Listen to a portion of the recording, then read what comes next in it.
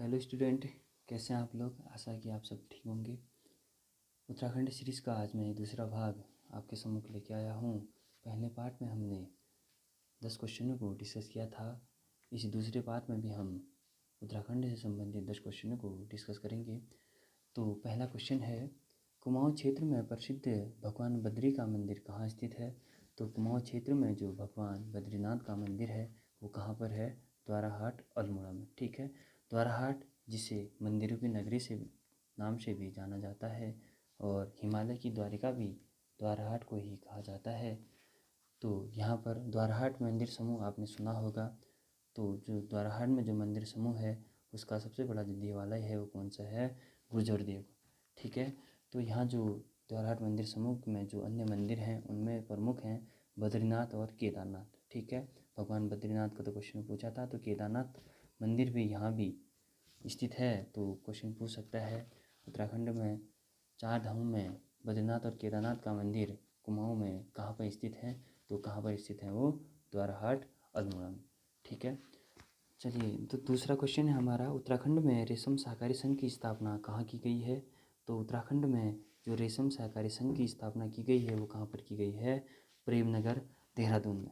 ठीक है, रेशम के बारे में मैं आपको बता दूं, सर्वप्रथम रेशम के कीड़े को इंद्रचंद जो चंद वंश का शासक था इसने ही सर्वप्रथम रेशम के कीड़ों को कुमाऊँ क्षेत्र में लेके आए थे और यहीं से क्या हुआ, रेशम का उत्पादन शुरू हुआ। ठीक है, तो क्वेश्चन इस प्रकार से बन सकता है। तो कुमाऊँ क्षेत्र में सर्वप्रथम रेशम के कीड़े कौन चंद शासक लेके आया था, तो वो कौन था, इंद्रचंद था, जिनने सर्वप्रथम रेशम के कीड़े कुमाऊँ क्षेत्र में लाया था। ठीक है, और एक और इम्पोर्टेंट क्वेश्चन यहाँ से बनता है, रेशम बुनकरों के लिए कौन सी योजना चलाई जा रही है। तो रेशम बुनकरों के लिए कौन सी योजना चलाई जा रही है, दीनदयाल हथकरघा बीमा योजना।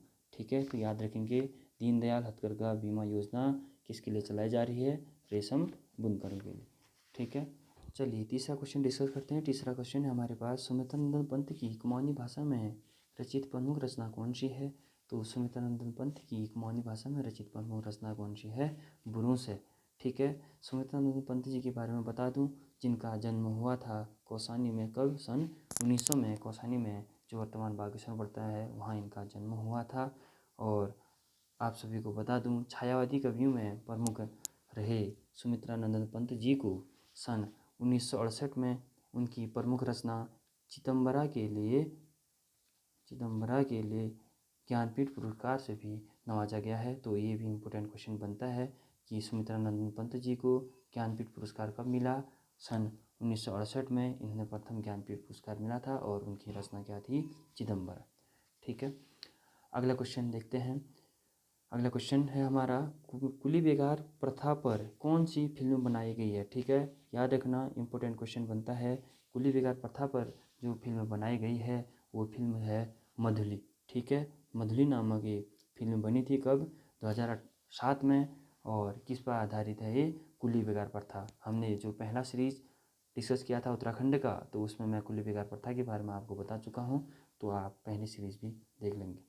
ठीक है, अगला क्वेश्चन और पांचवा क्वेश्चन है हमारा, मोरी मेला किस जनपद में मनाया जाता है। ठीक है, ध्यान देंगे, अच्छा क्वेश्चन है। मोरी मेला किस जनपद में मनाया जाता है। तो मोरी मेला जो मनाया जाता है पौड़ी गढ़वाल में। ठीक है, ध्यान देंगे।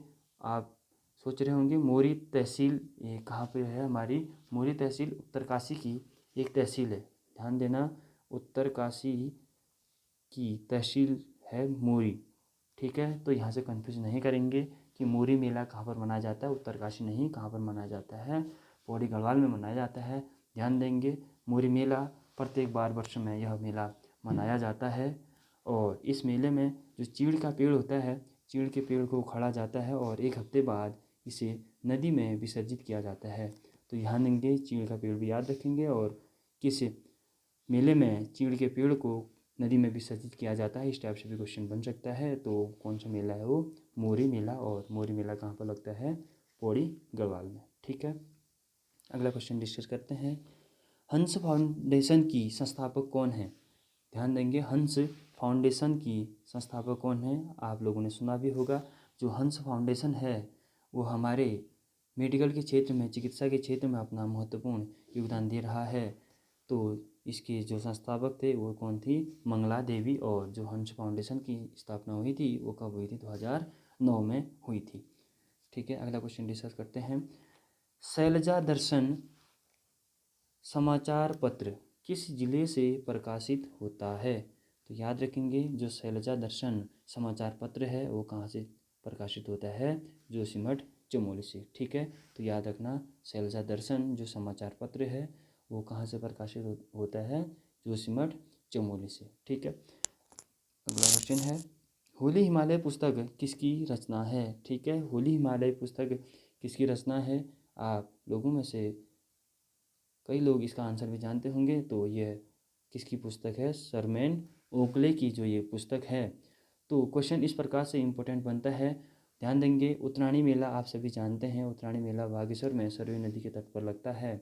तो इस मेले का जो सर्वप्रथम जिक्र किया गया है, तो इसी पुस्तक में इस मेले का सर्वप्रथम जिक्र किया गया है। ठीक है, ध्यान देंगे, क्वेश्चन इस प्रकार से भी बन सकता है कि उत्तरायणी मेले का जिक्र किस पुस्तक में किया गया है? तो वो पुस्तक हमारी कौन सी? सरमैन ओकले की जो पुस्तक है, कौन सी? होली हिमालय में इसकी जिक्र किया गया है। अगला क्वेश्चन है, राज्य में सर्वाधिक दिनों तक लगने वाला मेला कौन सा है? तो राज्य में सर्वाधिक दिनों तक लगने वाला मेला कौन सा है?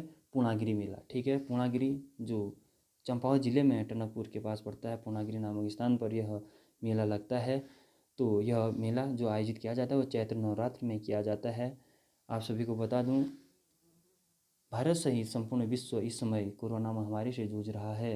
तो इस महामारी के चलते इस बार का यह राज्य का सबसे लंबे दिनों तक लगने वाला यह मेला स्थगित किया गया है। तो याद रखेंगे, राज्य में सर्वाधिक दिनों तक लगने वाला मेला कौन सा? हमारा चैत्र नवरात्रि में लगने वाला पूर्णागिरि मेला।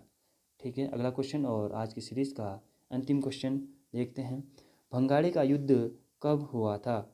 ठीक है, जो भंगाड़ी का युद्ध हुआ था वो कब हुआ था? तो भंगाड़ी का जो युद्ध हुआ था वो हुआ था 18 सितंबर 1688 में। ठीक है, डेट भी इम्पोर्टेंट है, डेट भी पूछी गई एग्जाम में। ठीक है, तो याद रखेंगे, जो भंगाड़ी का युद्ध हुआ था 18 सितंबर 1688 में यह युद्ध हुआ था।